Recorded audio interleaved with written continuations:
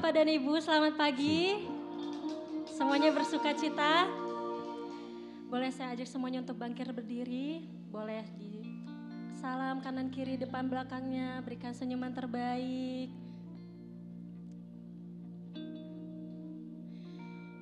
Bapak Ibu, saudara yang terkasih, kita mau tetap bahkan terus berdoa untuk bangsa kita, amin. Dimana hari-hari ini banyak sekali kejadian-kejadian yang sangat ramai, demo di mana-mana, banyak orang yang meninggal, orang juga dirugikan dari kejadian ini. Tapi kita mau tetap terus berdoa supaya Tuhan boleh melawat bangsa kita, Tuhan boleh mengubah bangsa kita menjadi lebih baik, karena segala sesuatu yang ada di bumi ini semua dalam kendali Tuhan, amin. Mari kita siapkan hati dan pikiran kita mau sembah Tuhan.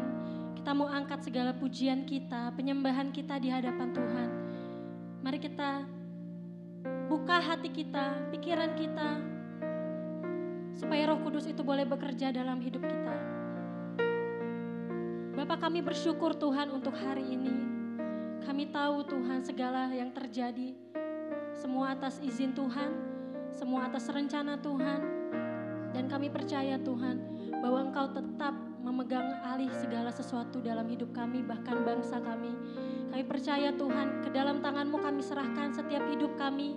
Kami percaya biarlah hikmat dari Engkau tetap turun atas setiap anak-anak-Mu.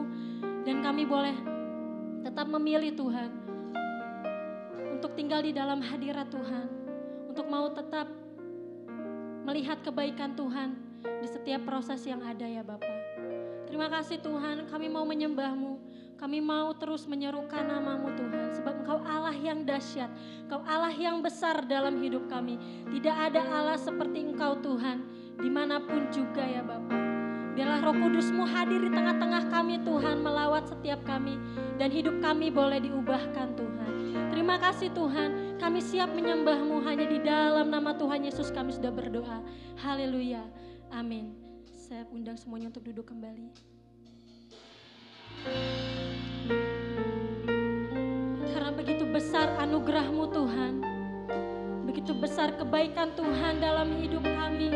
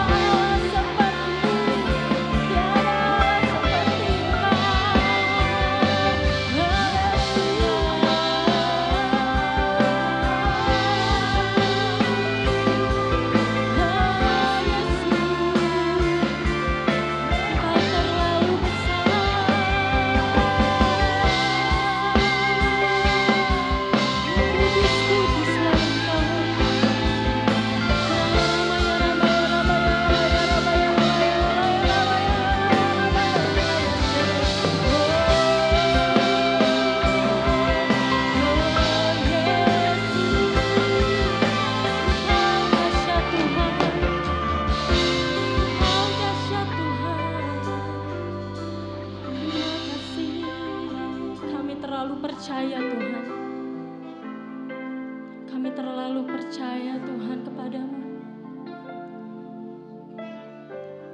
Oh, sungguh perbuatanmu sungguh heran Tuhan. Tidak dapat kami pikirkan Tuhan apa yang Tuhan telah kerjakan dalam hidup kami. Sungguh kami bersyukur Tuhan. Kami mengenal Engkau. Kami menjadi anak-Mu Tuhan. Kami bersyukur Tuhan Engkau memanggil, memilih setiap kami untuk melakukan apa yang Tuhan mau kerjakan. Yesus, terima kasih Tuhan.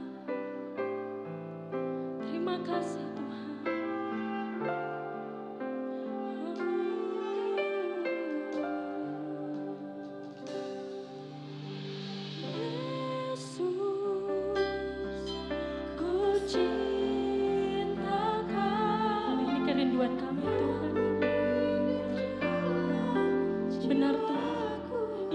Kerinduan hati kami Tuhan. Kami telah mengalami begitu banyak kasih dan kebaikan-Mu Bapa, yang mengalir dalam hidupku. Yesus, ku sembahkan yang termulia dalam jiwaku. Telah ku alami kuasa-Mu, tetap Kau Tuhan di hidupku.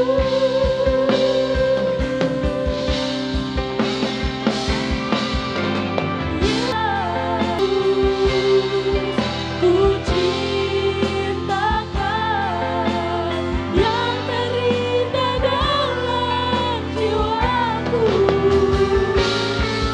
Telah ku alami kasih-Mu Tuhan yang mengalir dalam hidupku. Yesus, ku sembahkan yang termulia dalam jiwaku. Telah ku alami kuasa-Mu, tetap Kau Tuhan di hidupku. Telah ku alami kuasa-Mu, tetap Kau Tuhan di hidupku. Nyatakan sama-sama.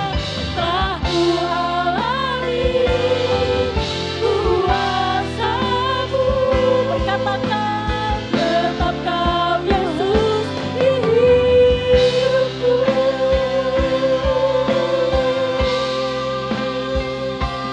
Haleluya. Berikan sorak-sorai bagi Tuhan kita. Terpujilah Kau Tuhan.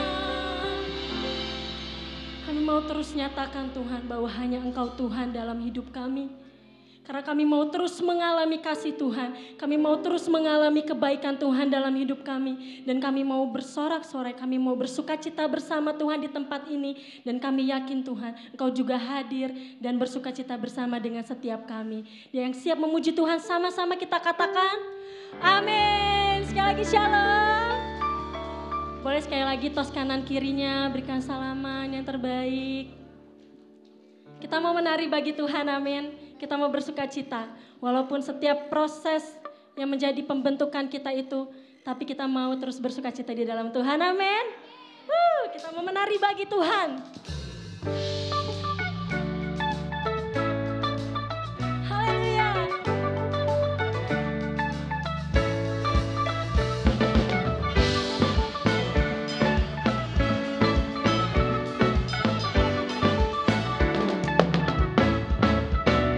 Menarilah, jangan lelah, bersama memuji Dia, sebab kuasa-Nya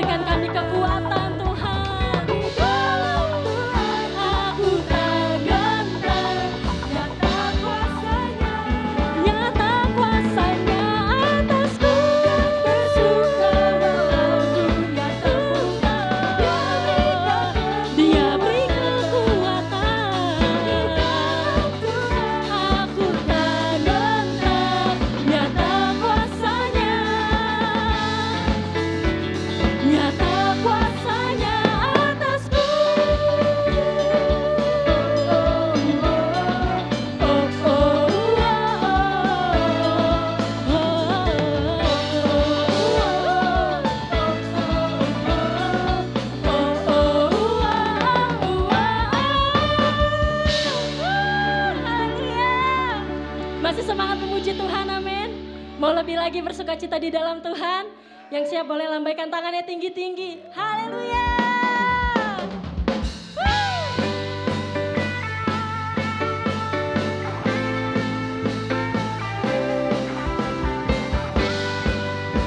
Sebab pujian kami Tuhan, itu hanya bagimu.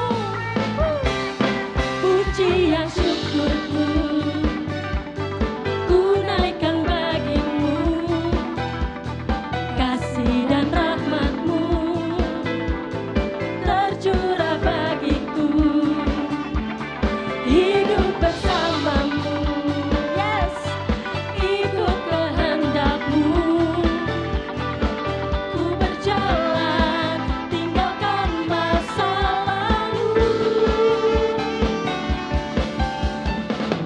Kasih-Mu yang terbesar, kasih-Mu segalanya.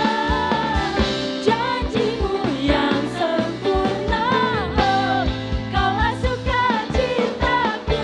Bersuka dalam-Mu, Yesus Kau kekuatanku. Aman di dalam-Mu, menara perlindunganku. Menari bagimu, Yesus Kau sukacitaku. Mulialah nama-Mu, oh Yesusku.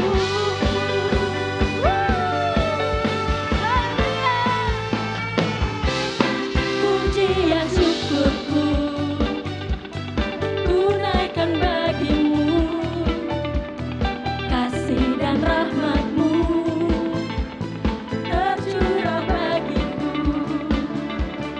Hidup bersama-Mu, ikut kehendak-Mu.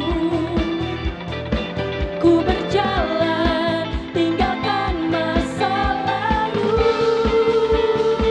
Nyatakan kasih-Mu yang terbesar, kasih-Mu segalanya. Janji-Mu yang sempurna, oh, Kaulah sukacitaku. Bersuka dalam-Mu, Yesus Kau kekuatanku. Aman di dalam-Mu, menara perlindunganku. Menari bagimu, Yesus Kau sukacitaku. Mulialah nama-Mu, oh Yesusku.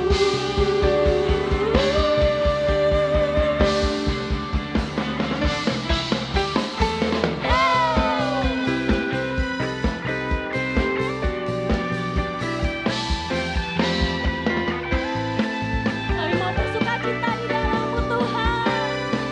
Lebih lagi katakan kasih-Mu, kasih-Mu yang terbesar, kasih-Mu segalanya. Janji-Mu yang sempurna, oh, Kaulah sukacita.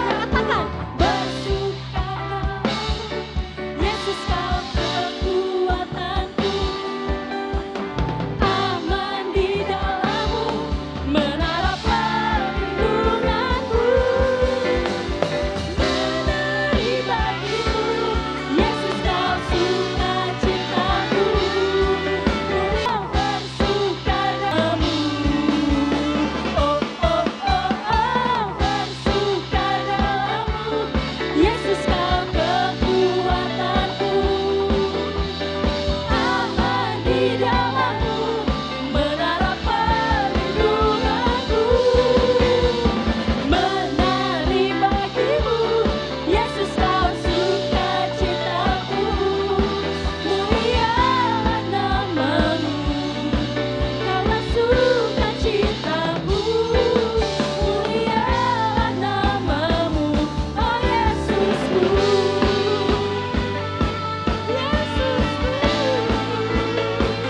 Sukacitaku, Yesusku, sukacitaku. Haleluya.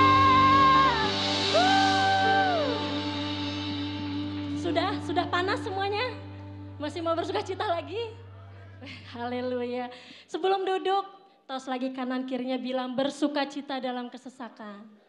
Tetap bersuka cita dalam kesesakan apapun, amin. Silahkan duduk.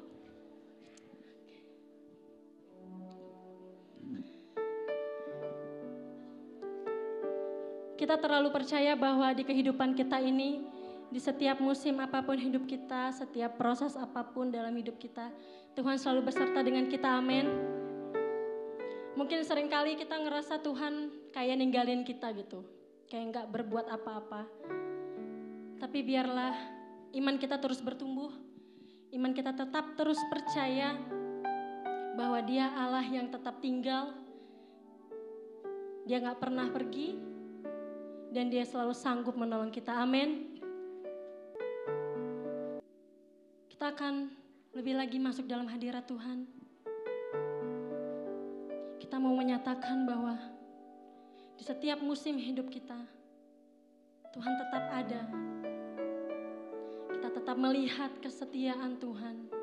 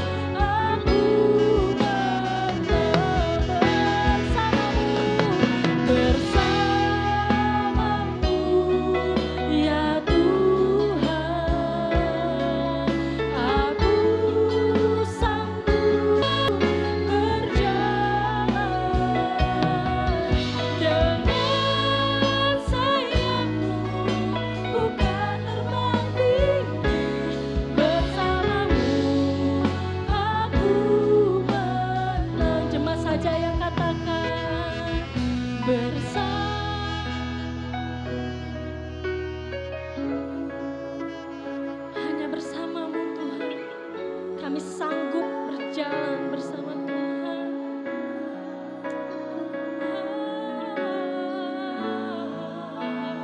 Yes, benar Tuhan, bersamamu aku. Yes, sekali lagi katakan bersamamu.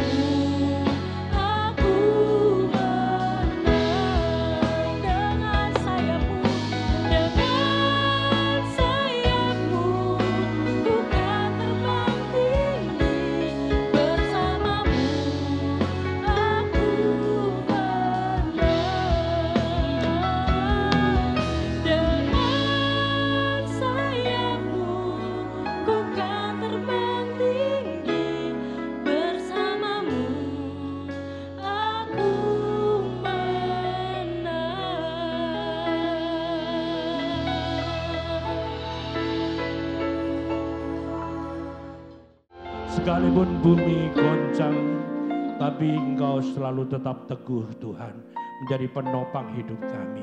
Terima kasih buat penyertaan-Mu. Kami melihat sekitar kami sungguh tidak baik.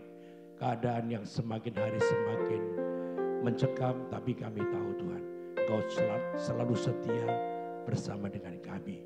Sehingga kami tetap kuat dan teguh di dalam Engkau. Terima kasih buat kesetiaan-Mu. Terima kasih gunung batu kan Tuhan. Terima kasih Engkau menjadi tempat perlindungan kami.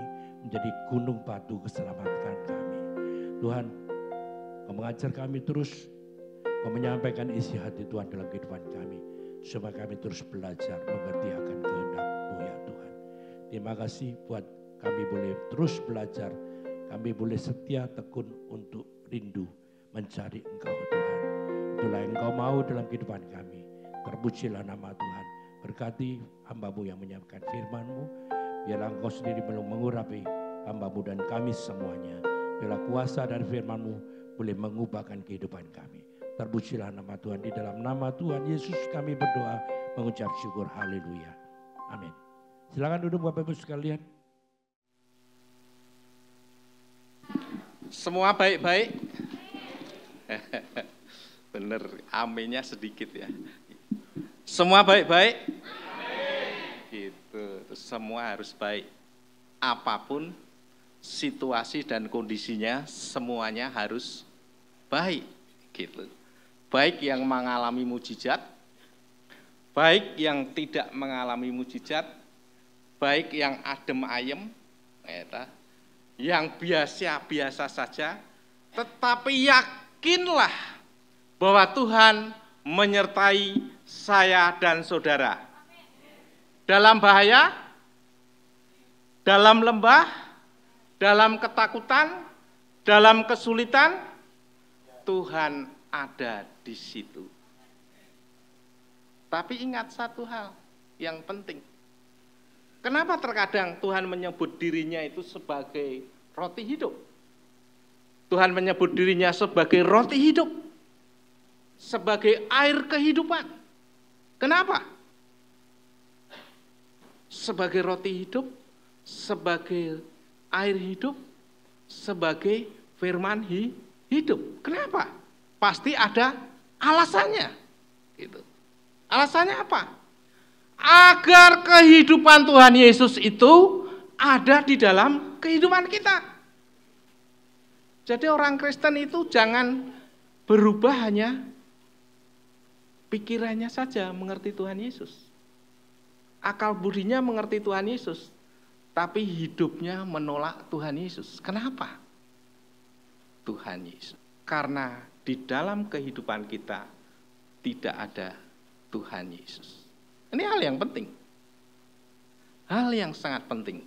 Nah, sesuai dengan tema hari ini, pertama-tama saya sampaikan terima kasih kepada Bapak Ibu Gembala yang memberikan kesempatan bagi saya untuk berbagi sesuatu. Hari ini kita akan berbicara tiga bagian ini, tetapi hanya satu bagian. Nah, ini kalau di dalam Roma 8 ayat 30, itu mereka yang dipanggilnya dibenarkan. Mereka yang dibenarkan dikuduskan. Mereka yang dikuduskan dimuliakan. Jadi justification ini pembenaran, sanctification, penyucian, pengudusan, pembentukan, banyak kata. Glorification adalah kemuliaan. Jadi orang Kristen ini dari pembenaran sampai glorification ini adalah sebuah proses, ya, sebuah proses yang penting yang harus dilalui, gitu ya. Tapi kalau kita baca selanjutnya di dalam Ibrani 12 ayat 11, ya ini. Jadi tadi dikuduskan, dikhususkan, dipisahkan. Nah, ini jadi orang yang dididik, gitu, dididik oleh Tuhan secara langsung, itu sebenarnya sedang dalam proses, kalau Pak Peter menyebut sebagai formation process. Itu hal yang luar biasa. Jadi ada formula khusus bagaimana orang Kristen itu diproses menjadi kudus, benar, dan tidak bercacat salah seperti Tuhan Yesus. Tujuannya seperti itu. Nah, semua didikan pada saat diberikan memang tidak menyenangkan dan menyakitkan. Ingat nih, ada kata menyakitkan. Akan tetapi sudah itu akan menghasilkan buah kebenaran yang memberi damai sejahtera kepada mereka yang telah dilatih oleh didikan itu. Kadang-kadang orang pelayanan itu hanya pengen dimuliakan saja ya, gitu ya. Ketika ada tantangan sedikit ditolak sana, ditolak sini, ini tidak setuju itu, ini tidak setuju A, ini tidak senang dengan A, ada ngapain repot-repot pelayanan gitu. Kalau ada tantangan lebih baik ngurusi keluarga sendiri saja. Nah, kebanyakan orang seperti itu, tidak mau menerima tempaan, didikan, ya. Dalam proses Alkitab tadi, dalam sebuah kata Alkitab disebut sebagai proses santifikasi, proses penyucian, proses pengudusan, proses pembentukan karakter, proses pengubahan diri, proses di mana Kristus hidup di dalam diri seorang, proses di mana menuju kepada manusia yang tidak bercacat celah, tapi ada hal yang menyakitkan di situ. Jadi orang Kristen boleh sukacita, damai sejahtera, tapi damai sejahtera dan sukacita itu tidak akan mengalahkan hal yang menyakitkan. Dia akan, orang yang mengalami menyakitkan saat diproses, saat dididik, itu tetap akan mengalami damai dan sejahtera kalau orang Kristen yang sejati. Nah, kebanyakan orang itu hanya sukacita dan mengalami damai dan kesenangan jika diberkati, ya, diberkati. Jadi tujuannya ke gereja mau apa? Supaya diberkati. Kenapa ikut Tuhan? Supaya diberkati. Kenapa perpuluhan? Supaya diberkati. Kenapa persembahan? Supaya diberkati. Semua supaya diberkati. Tapi semua itu adalah wujud kasih Bapak, Ibu, dan Saudara kepada Tuhan Yesus. Berkat itu dampak. Ya. Bukan dicari. Kebanyakan orang nyari berkat dulu, gitu ya. Lakukan dulu kehendak Tuhan. Ya. lakukan kehendak Tuhan dalam kehidupan itu. Nah, slide selanjutnya. Nah, ini sanctifikasi pengertiannya ya. Sanctification, seorang percaya yang dipisahkan dari dosa secara bertahap menjadi semakin kudus, baik dalam hati, pikiran, sikap, perkataan, perilaku sebagai tujuan Tuhan Yesus. Jadi Tuhan tuh ingin kita punya hati itu bersih, punya jiwa bersih, punya pikiran bersih, punya perkataan bersih, ya, punya pikiran bersih, semua bersih. Bersih itu dalam artiku kudus, ya. Jadi ini tujuan Tuhan gitu ya, bukan tujuan manusia. Tujuan Tuhan tuh menginginkan kita menjadi manusia seperti itu setelah mengalami sebuah proses. Makanya proses itu tidak enak gitu ya. Nah, bayangkan aja bangsa Israel keluar dari tanah Mesir 40 tahun mengembara. Sebenarnya Tuhan sedang membentuk bangsa Israel. Kadang kekurangan air, dia bilang, Musa kami haus, tidak ada air. Lebih baik kembali aja ke Mesir, banyak air. Udah, Musa hatinya hancur sebagai pemimpin. Karena pemimpin itu bisa merasakan apa yang dirasakan oleh yang dipimpinnya, gitu ya. Itu seorang pemimpin bisa merasakan, bisa simpati, bisa empati, begitu. Lagi, Musa, kami lama tidak makan daging. Di Mesir apa tidak sudah banyak daging? Kenapa kami di sini? Roti mana? Kami butuh daging. Hati Musa hancur. Dia berseru kepada Tuhan, dan Tuhan memberikan apa? Burung puyuh berdatangan. Mereka makan daging dengan puas, saking serakahnya sampai keluar lalat. Maaf.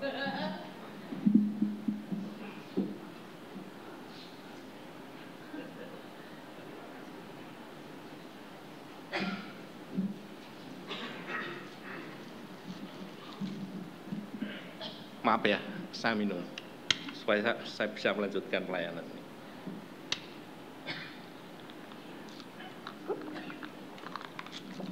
Nah, datang puyuh, mereka makan dengan serakah sampai keluar ulat dari hidungnya karena sudah bertahun-tahun tidak makan daging.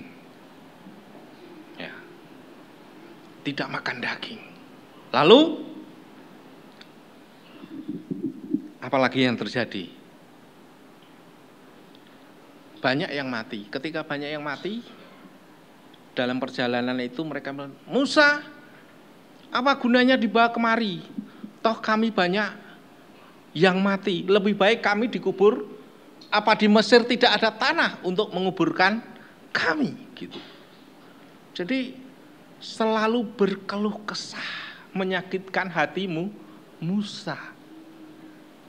Selalu mengeluh ketika dalam proses. Banyak orang mengalami itu, mentah, jadi orang Kristen mentah terus gitu. Seperti bangsa Israel, walaupun sudah 40 tahun generasi pertama itu sudah meninggal semuanya, tidak berubah. Apa kesimpulannya? Kesimpulannya, bangsa Israel dikatakan oleh Tuhan sebuah bangsa yang tegar tengkuk dan keras kepala. Artinya tidak mau berubah. Walaupun sudah diputar selama 40 tahun.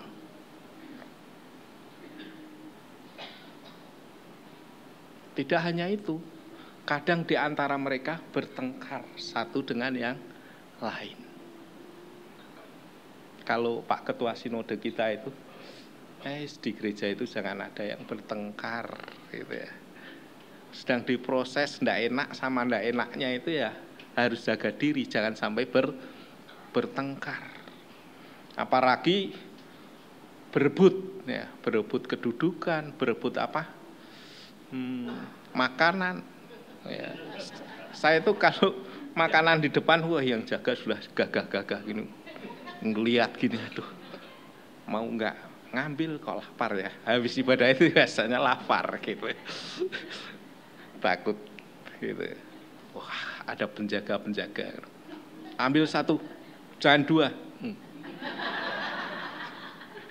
Tapi kalau pasis baik, Pak Yuh, masih sisa banyak nih, mau nggak? Ya beda. Pasis itu biasa dia tawari gitu ya. Jadi yang terima jaga nasi itu jangan sangar-sangar lah, dengan senyum gitu ya, berbagi gitu. Jadi jangan tegang, jangan takut kekurangan. Kan Tuhan katanya Tuhan ikut bekerja itu. Mungkin bawahnya 100, tapi dibagi bisa tidak habis kalau orangnya yang datang 1000 gitu. Kadang kita khawatir dulu, takut dan cemas karena apa? Tidak percaya pada janji Tuhan. Itu yang dialami oleh bangsa Israel. Padahal tiap hari mereka melihat tiang awan, tiang api sebagai bentuk penyertaan Tuhan. Jadi Tuhan bisa dilihat. Dan kehadiran tiang awan dan tiang api, apalagi di tempat maha kudusnya, Tuhan hadir di situ. Tapi bangsa Israel tidak percaya pada janji itu Tuhan gitu. Kadang dalam kehidupan kita tidak percaya pada janji Tuhan ketika kita mengalami segala sesuatu. Kemarin kami sekeluarga dapat proyek. Proyeknya cukup lumayan gitu. Kami sudah pertemuan berapa kali, kami hanya punya modal 20 juta gitu ya. 20 juta kan ini keluarga sederhana gitu ya. 20 juta. Terus padahal untuk termin pertama itu modal kita harus sampai 60 juta. Gitu. Kalau kita ke rentenir, habis dimakan rentenir. Tapi saya tenangkan istri saya, tenang Mak, anak-anakmu sedang ngurus segala sesuatu. Pasti Tuhan menyediakan semuanya. Jangan sampai kita hutang, saya bilang. Kalau hutang 1 juta aja, 1.400.000 untuk ngatasi krisis, saya bilang. Lain itu biar Tuhan yang beracara. Diam, saya bilang. Diam, saya bilang. Tunggu Tuhan bekerja. Dan apa yang terjadi betul, Tuhan bekerja. Dan modal 20 juta itu untuk awal, dan kemudian di hari ke-5, ke-6 itu ada mujizat. Sehingga kita bahan tiap hari sisa-sisa gitu ya, makanan berlimpah, jadi tidak pernah kekurangan. Itu karena pertolongan Tuhan. Dari mana? Ya Tuhan baik. Ada orang yang punya toko besar lengkap dengan bahan yang kita butuhkan, tiap hari dia suplai gitu. Itu mujizat. Tidak kenal, tidak apa. Yang hubungi anak saya gitu, bukan saya gitu. Saya hanya ketemu pas ngantar sekali itu aja gitu. Itu anugerah gitu ya. Jadi kadang orang itu takut, cemas ketika menghadapi tantangan, kesulitan atau di dalam lembah gitu ya. Nah, ketika di dalam lembah, ketakutan, kecemasan itu sebenarnya yang dipegang adalah janji Tuhan. Dan bangsa Israel tidak pernah memegang janji Tuhan itu. Sehingga jatuh bangun di dalam dosa dan pemberontakan. Dan gagal dibentuk. Padahal tangan Tuhan betapa hebat dan kuatnya. Sampai pada akhirnya Tuhan punya mata, tidak melihat. Punya telinga, tidak mendengar. Keras loh itu perkataan Tuhan itu. Keras gitu ya. Tidak enak jadi orang Kristen itu. Ya itu gunanya dibentuk. Tadi lagu pertama yang dinyanyikan Pak Peter tuh sangat bagus tuh. Ubah hati. Hati itu harus diubah gitu ya. tidak hanya disucikan oleh darah Kristus, tetapi juga harus diubah agar punya hati seperti hatinya Tuhan, punya pikiran seperti pikiran Tuhan, gitu ya. Tapi nggak mungkin gitu. Tapi minimal kita bisa dapat sedikit, itu aja sudah luar biasa. Nah, kemudian pengertian yang kedua, santifikasi adalah anugerah ilahi yang melibatkan pekerjaan Roh Kudus dalam kehidupan orang percaya dimulai sejak pembenaran sampai kepada kemuliaan. Ini sebuah proses. Proses yang lama. Kalau saudara umurnya 100 tahun ya dari lahir, terima Tuhan Yesus, dibaptis, kemudian mengalami proses sampai 1000 tahun. Itu proses berjalan. Jadi sampai proses itu, sampai Tuhan memanggil saya dan Bapak Ibu, baru selesai proses itu. Proses itu sangat panjang. Selanjutnya, nah ini Tuhan itu bekerja secara luar biasa ya. Jadi santifikasi saya dipisahkan, nah manusia dipisahkan, jadi orang percaya dipisahkan, berkumpul dalam sebuah komunitas. Kebetulan pencetus gereja GKI BPCC ini menamakan ada istilah yang sangat bagus, komunitas. Dalam sebuah community, orang-orang yang percaya dipanggil kemudian disatukan hidup dalam sebuah komunitas. Di dalam GKI BPCC. Nah, dalam komunitas itu memang harus saling mengasihi, saling menghormati, saling mendahului, pokoknya saling lah yang baik-baik, begitu ya. Jangan saling mencibiri, saling menfitnah, gitu. Saling mengucapkan saksi dusta, itu bahaya. Itu namanya bukan komunitas yang membangun, tapi itu merusak komunitas. Itu sangat bahaya. Nah, Bapak Ibu dan Saudara dikasih Tuhan. Yang kedua, setiap orang itu tidak terluput dari pembentukan karakter ketika dididik oleh Tuhan. Pembentukan karakter. Orang itu karakternya, gambar dan rupa Allah dalam diri manusia itu sudah rusak. Kodratnya rusak. Moralnya rusak, etikanya pembentukan. Jadi perlu dibentuk dalam sebuah komunitas, yaitu pembentukan karakter.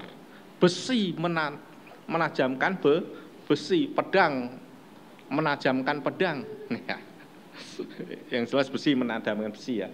Jadi itu fungsinya mengikis satu dengan yang lain. Nah, itu Tuhan izinkan begitu. Tuhan izinkan. Tuhan izinkan hal itu terjadi gitu. Memang sakit, jangan ketika itu terjadi konflik dengan si A, konflik dengan si B, konflik misalnya dengan Bapak Ibu Gembala, langsung ninggalin gereja. Nah, itu tidak mau dibentuk. Kemanapun nanti Tuhan putar lagi. Ingat yang suka pindah-pindah gereja, jadikan BPCC menjadi komunitas terakhir. Jangan jadi pengembara terus, nggak akan terbentuk. Tuhan kejar sampai kapanpun. Karena yang Tuhan inginkan adalah pembentukan karakter ini adalah orang seperti Kristus nantinya. Nah, transformasi kehidupan ini penting, gitu ya. Pembaruan kehidupan itu penting. Ini juga proses yang sangat menyakitkan, gitu. Bukan gampang, gitu ya. Biasanya misalnya saudara suka marah-marah, tidak sabaran. Nah, mau berhenti marah dan tidak sabar, ini sulit. Apalagi yang punya kebiasaan yang misalnya yang punya tangan, misalnya kleptomania. Kleptomania itu orang yang suka mencuri. Nah, kalau lihat barang orang, dia tidak bisa diam tuh, dia sudah terbayang-bayang mau ngambil. Gitu. Kleptomania. Dan tidak gampang ketika mau terlepas dari kleptomania ini. Atau yang merokok, itu sulit. Sudah mau tidur enggak bisa, bangun lagi tidur, bangun lagi, minum kopi, minum apa supaya terlepas dari rokok, sulit juga. Gitu. Jadi terlepas dari kebiasaan-kebiasaan buruk itu sangat sulit. Nah, jangan bangga dengan kehidupan lama ya. Kehidupan yang diubahkan, kelahiran kembali oleh Roh Kudus, ciptaan baru di dalam Tuhan Yesus. Jadi prosesnya panjang banget ya untuk mendapatkan santifikasi ini. Pemurnian, pengudusan, pemisahan sehingga kita menjadi manusia yang nanti diubah dari kemuliaan kepada kemuliaan. Ada seorang nyanyian Kristen yang sangat terkenal. Ya. Nyanyiannya itu begini syairnya. Tujuanku hanya pada Tuhan, bukan pada berkat dan kesukaan. Berkat dan kesukaan itu menyenangkan diri sendiri. Jadi tujuanku pada Tuhan, maka hati, pikiran, dan kehidupan kita taruh di tangan Tuhan agar Dia mau bentuk begitu. Beberapa kali saya sampaikan firman Tuhan, saya mengatakan banyak orang ketika berada dalam masalah, persoalan dan kesulitan itu berseru pada Tuhan dan doanya kebanyakan keliru. Karena Tuhan, kuserahkan segala masalah dan kesulitanku kepadamu.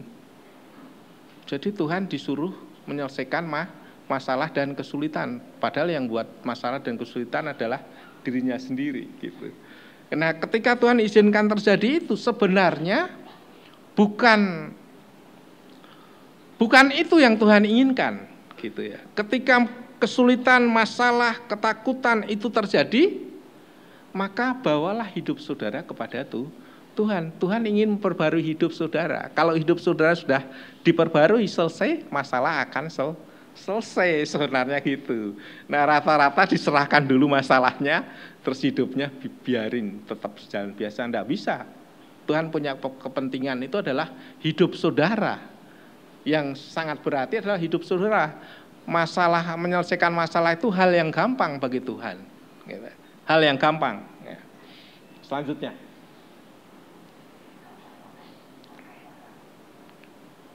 Halo. Ya. Tujuannya jelas ya, pengudusan agar tidak bercacat celah, diubah kemuliaan kepada kemuliaan. Manusia lama yang rusak dan mati, itu berjalan menuju ke dalam kehidupan kekal dan dalam menjadi manusia baru yang punya kehidupan kekal. Nah, rata-rata manusia percaya itu sering mengatakan bahwa hidup kekal itu nanti, gitu ya. Hidup kekal itu nanti, enggak. Hidup kekal itu dimulai sejak proses justifikasi sampai kepada glorifikasi, gitu. Terus kemudian nanti masuk ke dalam kehidupan kekal selanjutnya. Tapi kehidupan kekal sudah kita mulai hari ini kita miliki. Sejak kita terima Tuhan Yesus, terima proses justifikasi, kemudian proses santifikasi dan glorifikasi. Itu kehidupan kekal sudah milik kita, gitu. Bukan nanti lagi, begitu ya. Bukan nanti lagi. Apalagi kalau Yesus, kehidupan Yesus ada dalam kehidupan kita. Itu jaminannya, gitu ya. Jaminannya bermimpi begini. Ada seorang hamba Tuhan bermimpi begini.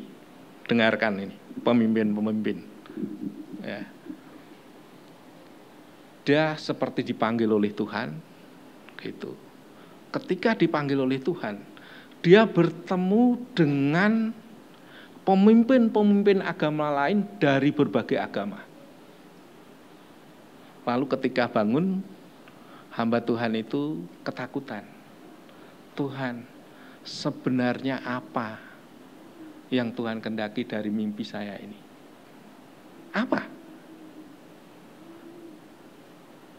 Dia renungkan, dia padahal seorang yang bertarak, tidak makan daging, ya toh, tidak merokok, tidak berjudi, tidak kehidupan malam, pokoknya hidupnya bersih, ya. Tidak main perempuan, tidak main laki-laki, bersih hidupnya. Gitu. Itu dia masih mimpi seperti itu dan dia mengalami ketakutan. Gitu. Kenapa saya masih berada dalam kelompok orang berdosa? Gitu. Ada hal yang di situ. Lalu dia berdoa, dia mencari kehendak Tuhan dan dia mendapatkan sesuatu dari kehendak Tuhan. Dia katakan begini, pengetahuan itu iman Kristen itu tidak hanya pengetahuan saja, tetapi setiap orang harus mengalami pengalaman bersama Tuhan Yesus, mengalami kehidupan Tuhan Yesus. Ini hal yang sederhana, tapi ini penting bagi kekristenan karena ini menunjuk pada kualitas kekristenan yang sejati. Lalu hamba Tuhan itu bertobat. Bertobat yang keberapa kalinya saya tidak tahu, gitu ya. Bertobat dan mohon belas kasihan. Ternyata segala pekerjaan Tuhan itu akan berlangsung di dalam setiap pribadi orang percaya. Dari sejak dia terima Tuhan Yesus sampai kepada Tuhan memanggil dia, gitu. Itu proses agar setiap orang itu diubah dari kemuliaan kepada kemuliaan. Itu orang Kristen, begitu. Nah, kemudian hidup dalam komunitas tadi sudah saya besarkan, mempunyai kodrat kehidupan Tuhan Yesus itu penting, harus punya itu. Ya. Selanjutnya, nah, jadi santifikasi ini adalah pekerjaan Tuhan, bukan pekerjaan kita, bukan usaha kita, bukan upaya kita. Jadi orang Kristen itu sebenarnya bukanlah ciptaan kita, gitu, buatan kita, buatan manusia, tetapi buatan Allah di dalam Yesus Kristus. Jadi saya, Bapak Ibu dan Saudara adalah buatan Allah di dalam Yesus Kristus, sehingga menjadi manusia baru, menjadi manusia kekal nantinya setelah diubahkan. Nah, jadi tidak hanya pekerjaan Allah, tetapi juga pekerjaan Roh Kudus. Buah dari pekerjaan Roh Kudus. Jadi orang Kristen itu luar biasa, gitu ya. Disucikan saja itu oleh darah Kristus, oleh firman Allah, oleh Roh Kudus. No. Betapa sucinya kita harus hidup sebenarnya sebagai orang Kristen itu, gitu ya. Ya, yang jago cara-cara dunia tidak boleh digunakan, gitu ya.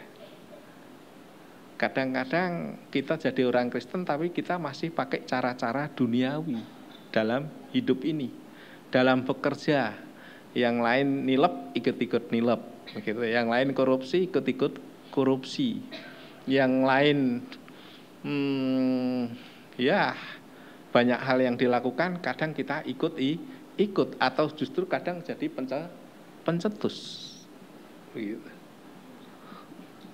Lembah. Istri saya pernah menangis ketika kita berada di dalam lembah yang sangat sulit. Artinya begini, satu hari sekolah yang kita bangun dari SD sampai perguruan tinggi kerja sama-sama orang, begitu. Terus orang yang kita ajak kerjasama ini maunya dia mengambil semua tanpa mensisakan satupun. Saya hanya mendengar orang ini bijaksana enggak ya?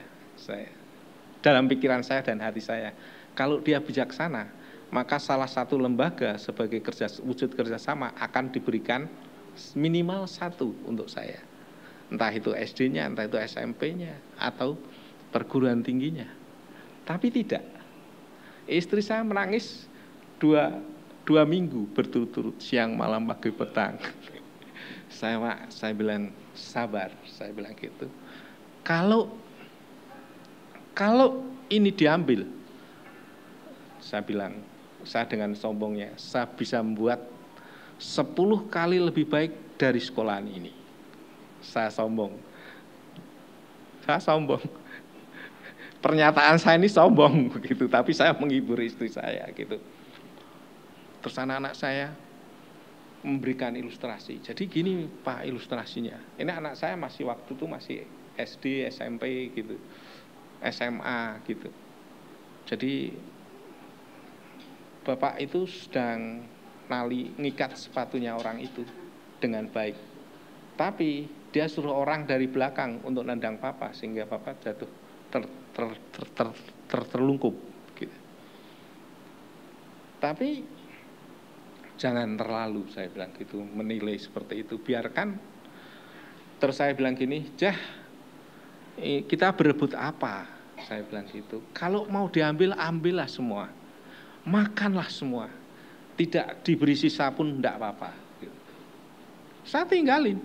Bu, saya mendirikan sekolah gampang itu karena apa? Saya punya buku hampir 2.500 sampai 3.000. Jadi buku saya itu banyak. Waktu saya kuliah itu selalu beli buku. Sekarang sisa buku itu yang masih sisa saya bawa itu ya yang harga 500 ke atas. Jadi saya tidak punya apa-apa, tapi saya punya buku. Jadi kalau saudara lulus S1, S2, enggak, bukunya hanya 2, malu-maluin. Bagaimana mau jadi jadi sarjana militan, enggak bisa gitu ya, malu-maluin gitu. Nah, kemudian selanjutnya, ya, sabar sedikit ya. Ini memang hal yang agak sulit gitu ya. Ya, jadi ini yang mempengaruhi proses itu berlangsung dengan baik atau tidak dalam diri manusia. Jadi tergantung pada pengertian manusia terhadap kebenaran Injil. Gitu.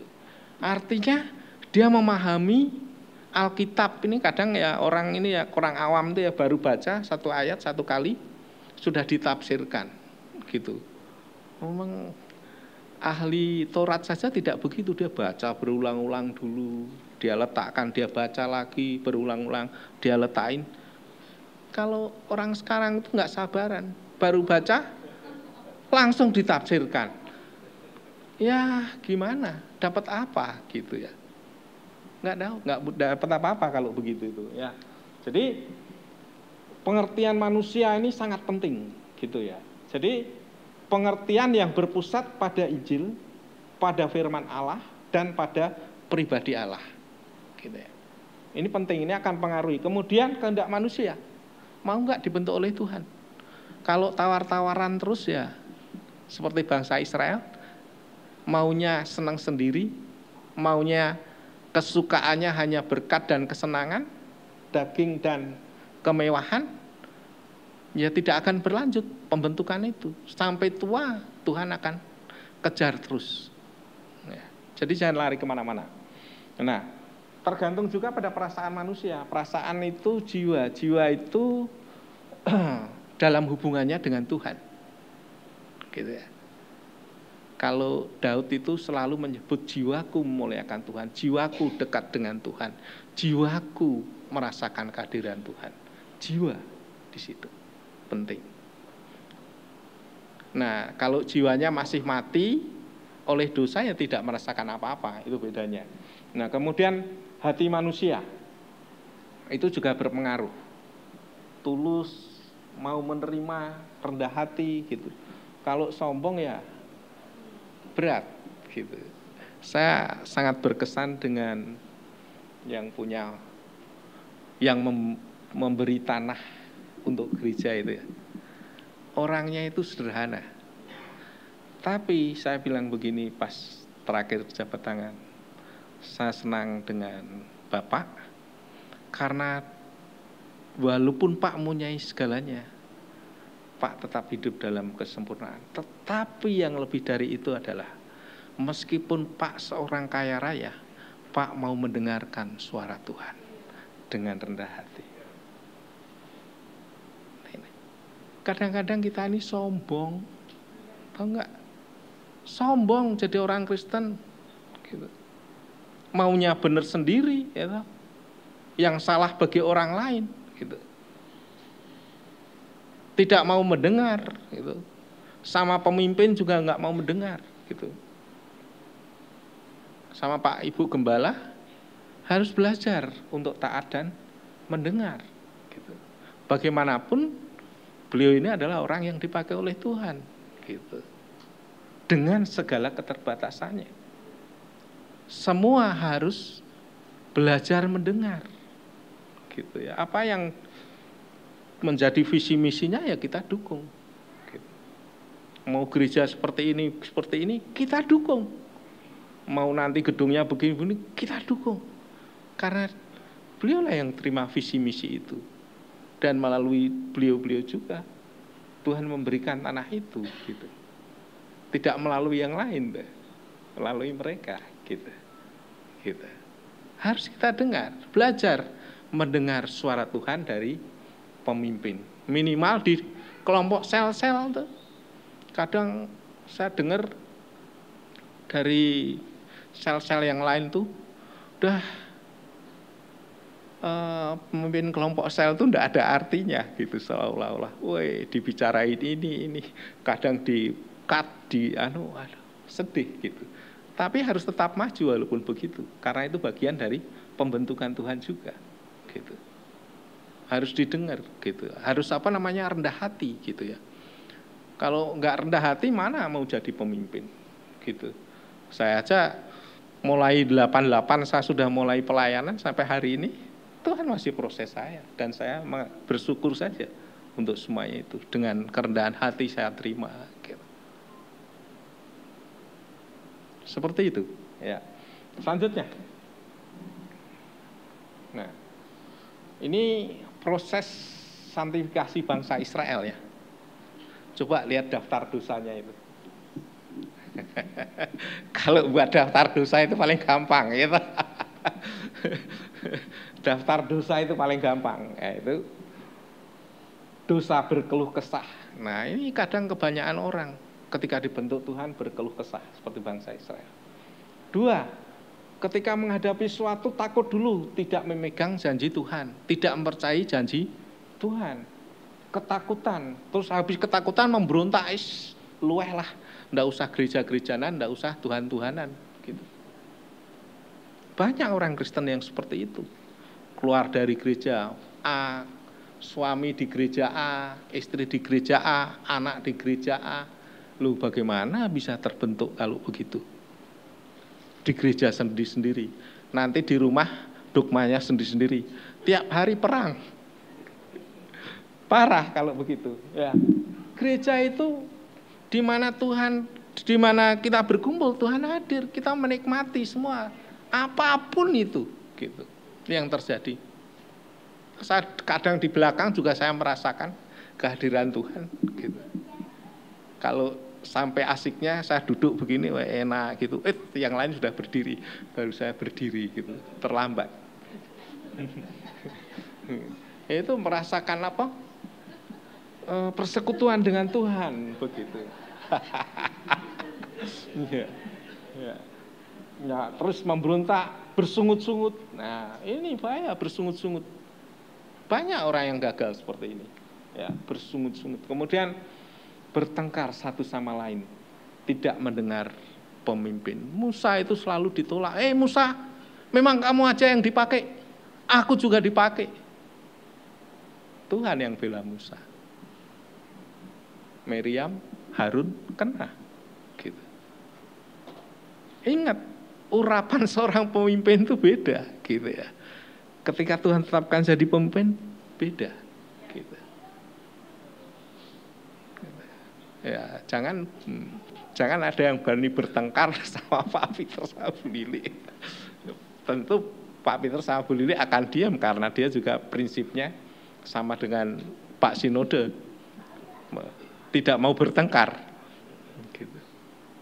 Nah, kalau diskusi boleh. Selanjutnya, nah, orang itu kadang ini karakternya masih tetap, ya, bangsa yang keras kepala, tegar tengkuk, punya mata tetapi tidak melihat, punya telinga tetapi tidak mendengar. Mentah terus seperti ini. Ini keras hati ya. Keras hati, sombong, tinggi hati itu memang ciri dari orang berdosa. Gitu. Bukan ciri orang Kristen. Kalau orang Kristen lemah lembut, rendah hati, taat. Itu cirinya. Berbeda. Terus punya telinga untuk mendengar, punya mata melihat segala sesuatu yang Tuhan kerjakan. Sudah berapa lama di gereja ini? Sudah ada yang bawa jiwa belum? Bagaimana kursi-kursi? Coba lihat kiri kanan, kursinya masih banyak yang kosong. Karena hari ini nggak ada tamu, biasanya penuh. Memang ada tamu gitu. Tamu dari pernikahan A, pernikahan B gitu. Biasanya keluarganya ikut jadi penuh gitu ya. Tapi ini keadaan kita yang sungguhnya. Ada kemarin beberapa WA saya, Pak maaf ya, pas harinya Pak Mbak renungan saya enggak bisa hadir gitu beberapa. Kayak siapa saja saya diizinin gitu. Terus minta maaf lagi. Wah, padahal saya enggak berpikir sampai di situ gitu. Seperti itu. Ya. Yuk. Nah, ini penting ini. Selanjutnya. Nah, orang itu kadang seperti ini. Ya, gitu ya. Orang itu kadang seperti ini ya. Circle kehidupan bangsa Israel, tapi juga ini cerminan kehidupan kita gitu. Kadang-kadang kan kita ini salah kaprah dalam arti begini. Nanti kalau kamu berbuat dosa lagi jadi orang Kristen, tidak ada pengampunan dosa. Kamu masuk neraka mati. Salah. Tuhan saja mengajari kita mengampuni 70 kali dalam arti tidak terbatas. Tuhan mengampuni kesalahan kita, pemberontakan kita, keruwetan kita. Gitu. Tapi dia ikut merasakan persoalannya, Tuhan itu, gitu. Ya. Yang pertama itu kadang pemberontakan itu datang, gitu ya. Pemberontakan datang nih ya. Kemudian tidak percaya pada janji. Akhirnya jatuh di dalam dosa. Terus dihukum. Kalau bangsa Israel biasanya dihukum lewat bangsa lain. Diperangi, ditindas, dijajah gitu ya. Seperti Mesir, seperti Roma gitu, menghajar orang Israel. Tapi Tuhan mengizinkan itu terjadi. Tetapi ketika dia ditegur oleh Nabi, bangsa itu sadar gitu. Kemudian sadar dan bertobat. Kemudian dipulihkan, diberkati, dan hidup dalam damai sejahtera. Kadang kita ngalami itu, ya tak? Coba, siapa yang tidak pernah ngalami ini? Semua lingkaran ini beribu-ribu kita alami. Jadi bertobat itu tidak hanya satu kali, terus sepanjang kehidupan kita. Terus sampai kita pada akhirnya memang seperti Kristus, memang diubah dari kemuliaan kepada kemuliaan. Sehingga kita teguh berpegang pada janji Allah. Kenapa Sarai tertawa ketika diberitahu, Sarai, tahun depan kamu akan mengandung. Saya sudah nenek-nenek mengandung. Salah itu. Padahal Sarai dan Abraham itu terima janji sudah 25 tahun. Jadi Abraham umur 75, Sarai umur 65. Jadi ketika Sarai umur 90 baru Tuhan menggenapkan itu. Jadi walaupun Tuhan sudah janji, masih menunggu berapa tahun? 25 tahun. Itu padahal Tuhan berikan janji langsung itu. Gitu. Kadang orang itu enggak sabar gitu. Pengen cepet. Begitu bersabar. Ya. Bersabar pasti Tuhan beri bagi yang belum punya keturunan. Sabar. Ingat itu janji Tuhan. Nah, kalau Abraham ketika diberitahu, dia tunduk dan percaya karena dia pegang janji Tuhan itu. Dan janji Tuhan itu tidak mungkin 25 tahun baru diberi keturunan 1. Padahal janjinya Tuhan, Abraham punya keturunan seperti bintang di langit dan pasir di laut. 25 tahun baru 1. Sampai Abraham meninggal, lihat nggak janji itu? Enggak. Abraham tidak melihat janji itu. Tapi di surga mungkin dia lihat. Karena anak-anaknya termasuk saya dan saudara, itu adalah bagian dari bintang dan pasir di laut. Jadi sampai di situ, gitu. Nah, Bapak Ibu dan saudara yang dikasih Tuhan, mari dalam kehidupan ini kita dengan rendah hati menerima didikan, ya toh. Dengan rendah hati kita menerima firman Tuhan, dengan rendah hati dan tulus kita bersekutu, ya toh. Dengan rendah hati satu dengan yang lain saling menerima dalam sebuah komunitas. Seperti itu. Saya kadang tidak memasalahkan orang. Sama sekali saya tidak pernah mempersoalkan orang. Sekalipun dia menghina dan merendahkan saya atau kata-kata yang jelek pun saya bisa dengar dengan baik. Kadang dengan tersenyum. Kalau istri saya dengar kata itu, dia lawan karena dia orang Manado. Kalau saya, ya karena saya sudah bertobat. Istri saya sudah bertobat. Gitu. Tapi istri saya cepat reaksinya, saya santai gitu ya. Saya santai gitu. Kan begitu suami istri, memang harus melengkapi dalam kehidupan itu. Gitu ya. Jadi ketika saya pindah rumah, saya tidak cerita siapa-siapa, ada itu. Oh, Pak, sudah pindah rumah ya? Tahu dari siapa ini, aku bilang gitu. Terus ada isu. Saya santai aja ada isu. Isunya gini, Pak Yohanes tuh tanahnya yang sewa belum dibayar. Jadi diusir dari rumahnya. Saya tertawa. Terus istri saya, gimana kamu mendengar itu? Terus itu ada membicarakan saya itu muncul di HP hamba Tuhan kalau nggak salah itu, cek langsung dihapus sama orangnya, gitu. Tapi sudah ada beberapa teman bacain saya peduli amat, saya bilang gitu.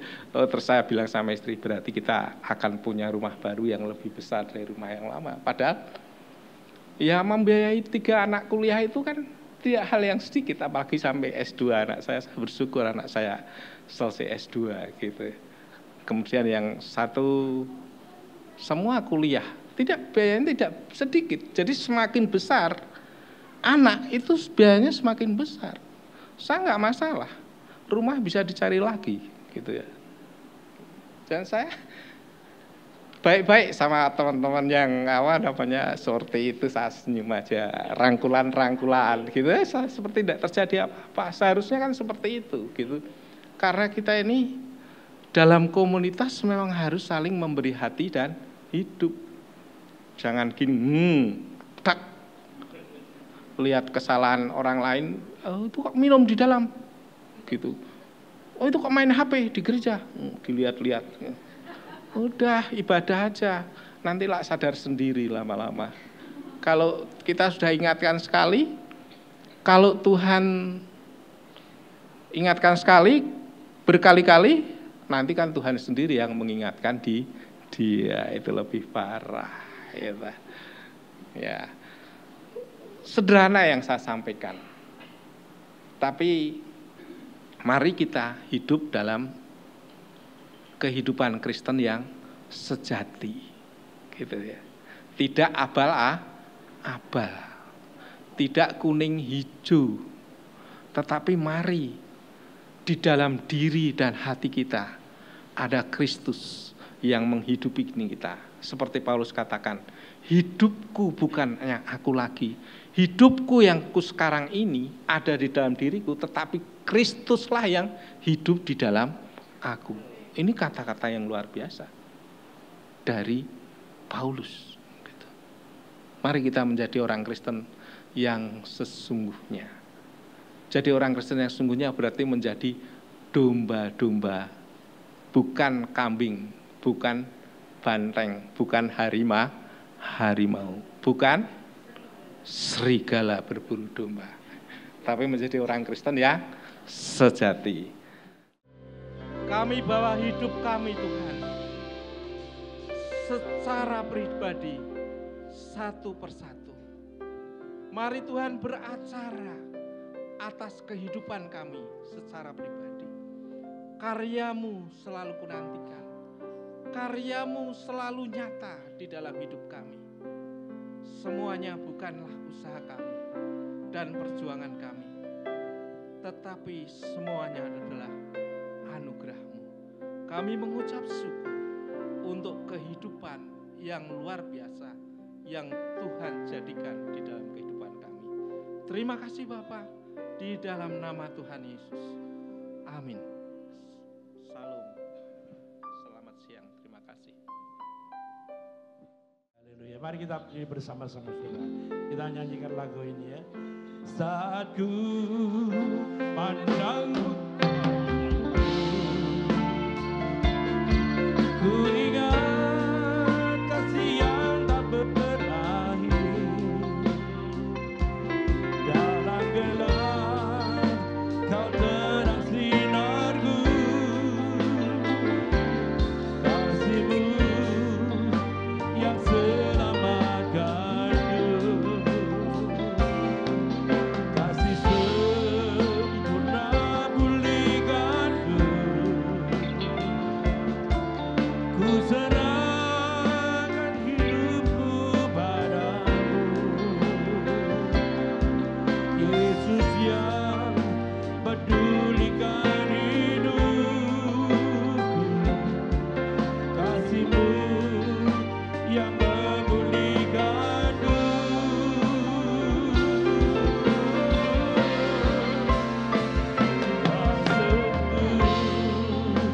You are so kind, Jesus forever be there. You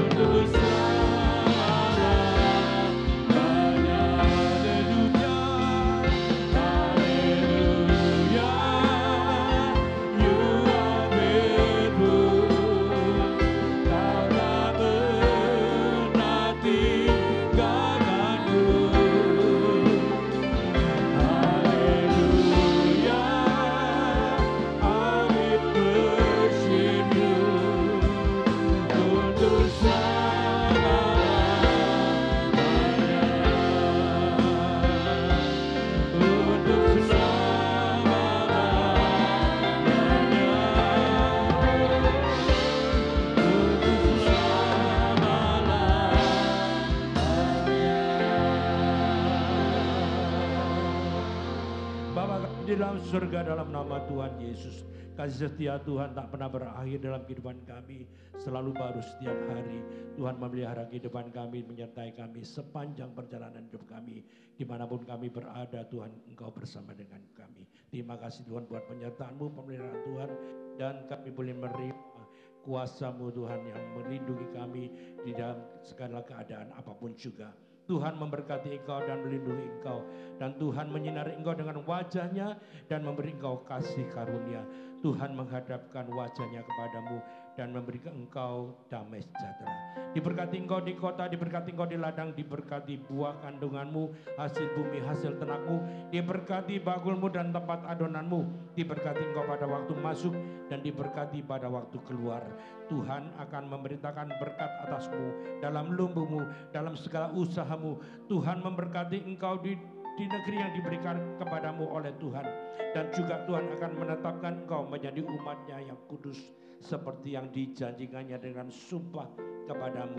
Jika engkau berpegang pada perintah Tuhan dan hidup menurut jalan yang ditunjukkannya, maka semua berkat-berkat ini akan datang mengalir kepadamu dan menjadi bagianmu jika engkau berpegang pada perintah Tuhan dan melakukan kehendak Bapa dengan setia. Mari setiap jemaat Tuhan kita mengangkatkan bersama-sama. Kita pulang membawa berkat, yaitu damai sejahtera dan sukacita dari Bapa Surgawi, kasih setia, kebaikan, kemurahan dan anugerah dari Tuhan Yesus di dalam pertolongan oleh kuasa Roh Kudus menuntut langkah hidup kita mulai sekarang sampai selama-lamanya. Di dalam nama Tuhan Yesus Kristus semua yang percaya boleh berkata haleluya. Amin. Tuhan Yesus memberkati saudara. Selamat hari Minggu, Tuhan berkati.